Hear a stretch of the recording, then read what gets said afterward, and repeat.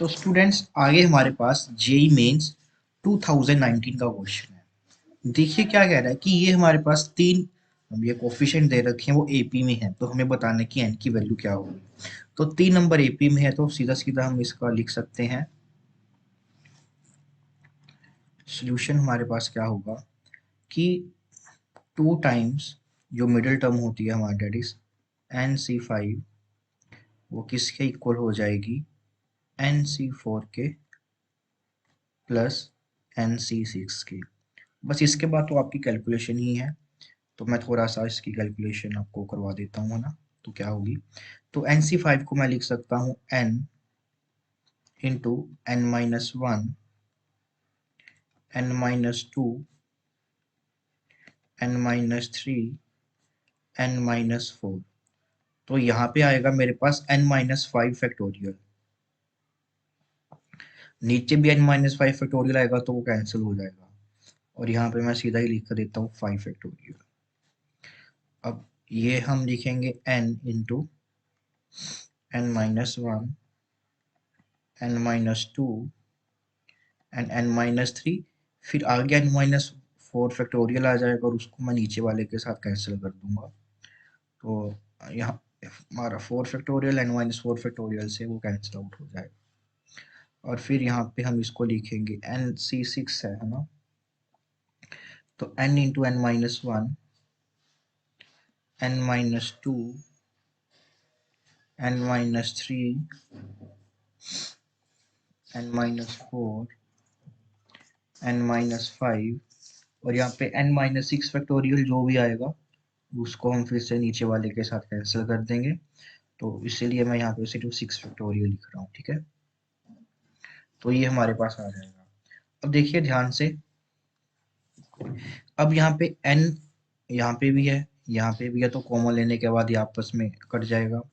N-1, N-1, और यहाँ पे N-1, N-2, N-2, N-2, N-3, N-3, और ये N-3 भी कैंसिल, और कुछ कैंसिल नहीं होगा। तो जो रिमेनिंग नंबर्स हैं हम वो लिख लेते हैं अभी के लिए। तो रिमेनिंग हमारे पास बच जाएगा 2 इंटू 2, यहाँ पे N-4।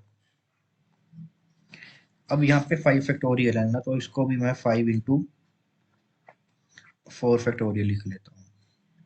और इधर तो मेरे पास सिर्फ यही बचा, दैट इज 4 फैक्टोरियल। और यहाँ पे मेरे पास बच गया N-4 एंड N-5। जो ये 6 फैक्टोरियल है इसको मैं लिख लेता हूँ 6 इंटू 5 इंटू 4 फैक्टोरियल। अब उसके आगे फिर से मैं क्या करूँगा, ये 4 फैक्टोरियल, ये 4 फैक्टोरियल और ये 4 फैक्टोरियल आपका कैंसिल आउट हो जाएगा। तो थोड़ी सी हम इसकी कैलकुलेशन अब हमारे को करनी पड़ेगी, कोई और दूसरा रास्ता नहीं है। तो देखिए करते हैं इसको हम। तो यहाँ पे जो N-4 वाला फैक्टर है तो मैं इधर ले आता हूँ ना उसको, ताकि और कॉमन टर्म्स में ले सकूँ।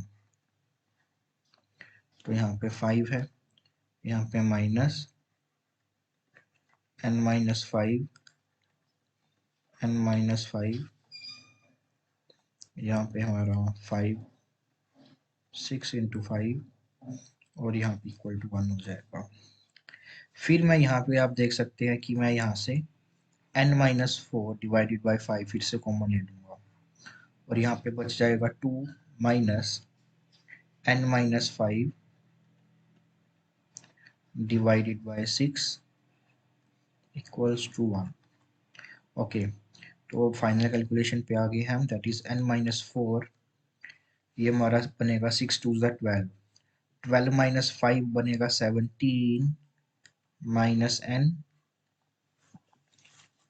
और नीचे हमारे पास 30 हो जाएगा, तो ये इक्वल्स टू 30 हो जाएगा। तो बस ये हमारे पास एक क्वाड्रेटिक इक्वेशन बन सकती है, तो आप इसको सॉल्व कर सकते हैं। That is 17n minus n square minus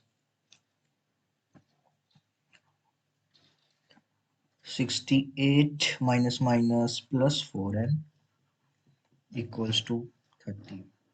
तो ये बन जाएगी हमारे पास n स्क्वेयर, यहाँ पे इधर मैं उसको उधर शिफ्ट कर देता हूँ, तो n स्क्वेयर ये आपका बनेगा प्लस 21n, उधर जाके माइनस 21n, और ये प्लस होके उधर बन जाएगा हमारे पास 98 इक्वल्स टू 0। तो यहाँ से मेरे पास दो वैल्यूज आ जाएंगी, है ना। तो साफ साफ दिख रहा है, एक n की जो वैल्यू है मेरे पास,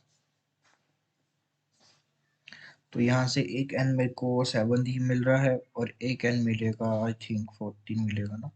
इनका सम ये पड़ा, इनका प्रोडक्ट ये पड़ा, ठीक है। तो दोनों की दोनों एक्सेप्टेबल है, बट आपको ऑप्शन में देखना है कि सिर्फ 14 ही गिवन है, तो ऑप्शन नंबर 3 आपका आंसर आ जाएगा। अगर 7 होता तो 7 आंसर होता हमारा।